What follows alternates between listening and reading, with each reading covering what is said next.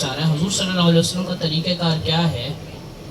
تو اس وقت ابھی جو میں نے تھوڑی دیر پہلے جو بتایا 3 چیزیں، ایک تعلیم کی لائن، ایک تبلیغ کی لائن اور ایک جہاد کی لائن. اس وقت جو اولین ترجیح ہے وہ ہے جہاد کی لائن پہ. بائیکاٹ کرنا از جسٹ لائک، یہ ہمارے لیے ہے، اس کو بھی حدیث سے میں آپ کو تھوڑا کوشش کرتا ہوں سمجھانے کی، کہ اگر کسی مسلمان اگر واقعی میں دل میں ایمان ہے، اگر قدرت ہو، کوئی ناجائز عمل ہوتے ہوئے دیکھے تو قدرت ہو تو اس کو ہاتھ سے روکے، ہاتھ سے نہیں تو کم از کم زبان سے روکے، زبان سے نہیں تو کم از کم اس کو دل سے تو برا سمجھے. اگر ہم لوگ دل سے بھی اس کو برا نہیں سمجھ رہے تو اس سے کم درجہ ایمان کا آپ بولو گے، میں نہیں بولوں گا تاکہ مجھے بھی تو پتہ چلے کون لوگ سو رہے ہیں، کون لوگ انٹرسٹڈ ہے، کون نہیں ہے. اس سے کم درجہ ایمان کا نہیں ہے. تو بائیکاٹ کرنا از جسٹ لائک دل سے برا سمجھنا ہے. اب بات دل سے برا سمجھنے والی نہیں ہے، اب بات ہے کچھ کرنے کی.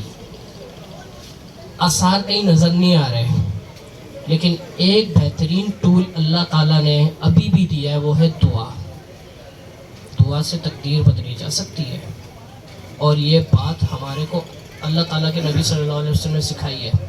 آپ صلی اللہ علیہ وسلم کا جب وصال ہوا تھا نا، کھانے کے لیے کچھ نہیں، گھر میں دیکھا گیا کچھ نہیں، لیکن ہتھیار تھے، سیلف ڈیفenس بڑا مضبوط تھا. تو اس کے لیے کوشش یہی ہو کہ ہماری اسپیشلی اگر یہ ویڈیو بنا رہے، کوشش کرنا اس کو ابو لیول تک چلانا. بڑے بڑے جو لیول کے لوگ ہیں، آرمی چیف سے، ایئر فورس سے، دیگر اور جو بڑے اعلیٰ حکام کے رینجر سے، ان سے بس میں سب آپ لوگوں کا کیونکہ کام ہے تو آپ سے میں گفتگو کروں گا اس وقت کہ ہمارے جتنے بھی جو نوجوان ہیں، 14 سال کا 16 سال کا اگر ہوتا ہے یا کالج یونیورسٹی میں پڑھتا تو کم از کم اس کو 2 یا 3 سال کی فوجی تربیت لازمی دیں، اور اس کو 1 یا 2 سال اپنے ساتھ آرمی کے اندر لازمی اس کی سروس لیں، تاکہ خدا نہ خواستہ ابھی ہم لوگ کی کنڈیشن ایسی ہے، وہ کیا الفاظ ابھی دیکھو اب یاد نہیں آ رہے، ہم لوگ بڑی غفلت کی مطلب کنڈیشن میں ہیں. ہم کہتے ہیں پاکستان میں آ نہیں سکتا، یہ نہیں آ سکتا، وہ نہیں آ سکتا. اس بدبخت اسرائیل کا بہت بڑا منصوبہ ہے، گریٹر اسرائیل اس نے بنانا ہے.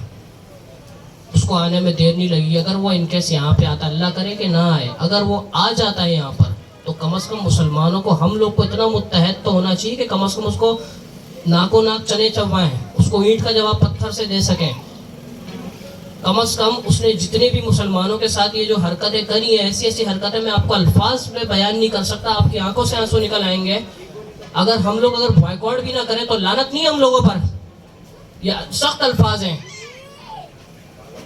بہت سارے لوگ، ممی ڈیڈی میں بولوں گا، بائیکاٹ کرنے سے کیا ہوتا ہے، اس سے کوئی فائدہ نہیں ہے، یہ نہیں ہے، وہ نہیں. ابھی کیا فائدہ نہیں ہے یار، آپ کا یہی پیسہ سارا کا سارا وہ استعمال کر کے آپ کو پاگل بنا کے اب ہمارے مسلمان بچوں کو جو ہے وہ بے دردی سے کچل رہا ہے. آپ خود دیکھیں وہ جو لاشوں کا حال ہے، اگر ان کے ساتھ یہ ایسا مسئلہ ہے، وہ کل کو ہمارے ساتھ نہیں ہوگا کیا؟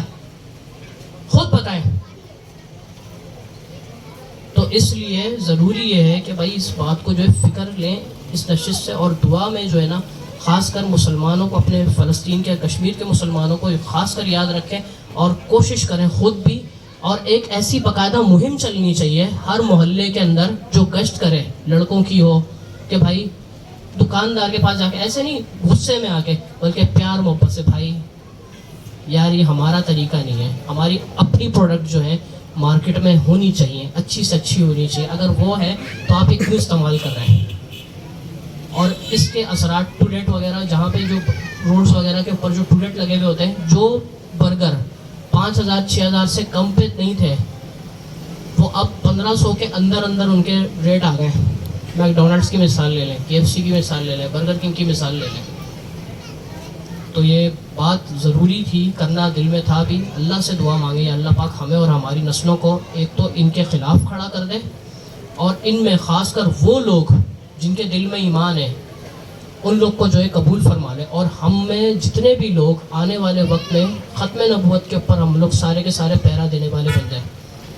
اس کے لیے سب کوشش کریں گے انشاءاللہ. انشاءاللہ. وآخر دعوانا الحمد للہ رب العالمین. جزاکم اللہ خیر.